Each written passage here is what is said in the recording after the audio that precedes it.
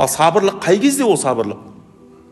Сенің халің, күшің, қайратың жетіп тұр, ананы барсаң, бір ұрсаң білесің, ұйықтайды анау деген. Жерге жапсады қалады да, ол саған келіп, әкіреңдеп, деп тұр да. Сол кезде сен не істейсің? Қой, сабыр етейін, сабыр, иншалла. Сауабын Алладан аламын, мынау басылсын дейсің да, дұрыс па? Біліп тұрсың, жағдайың жетеді.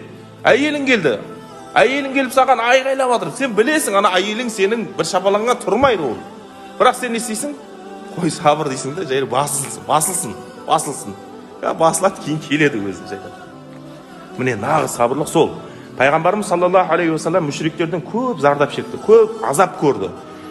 Меккені фатық қылған кезде мұсылмандардың күш қайраты қандай деңгейге жетті, білесіздер ме? Мүшриктер тығыларға тесік таба алмай қалды. Қай жерге қашарын білмей қалды. Пайғамбарымыз саллаллаху алейхи уассалам ең үлкен ата жауы Суфиян, Абу Суфиян дейтін кісі, кейін артынан мұсылмандықты, исламды қабылдайды, мұсылман болады, Пайғамбар саллаллаху алейхи уассалам сахабасы болады.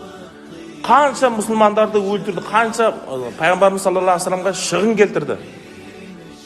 Барды да не істеді? Меккеге барды, Меккені фатық қылды, Меккені ашты, қолына кіргізді мұсылмандар. Пайғамбар саллаллаху алейхи уассалам ашты алақанда, жұмса жұдырығында.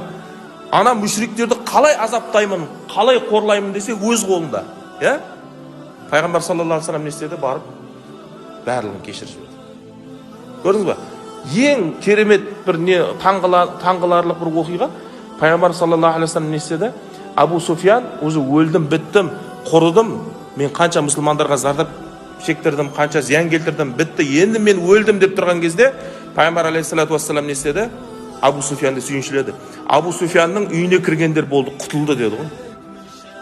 Абу Суфиянның үйіне кіргендер құтылса, Абу Суфиян қайда мысалда? Көрдіңіз ба? Сонан Пайғамбарымыз саллаллаху алейхи вассалам мейірімділігін көріп, Пайғамбар саллаллаху алейхи вассалам шынайы жанашыр жан екенін көріп, Пайғамбарымыздың шынайы батырлығын, мықтылығын көріп, исламды қабылдады. Көрдіңіз ба?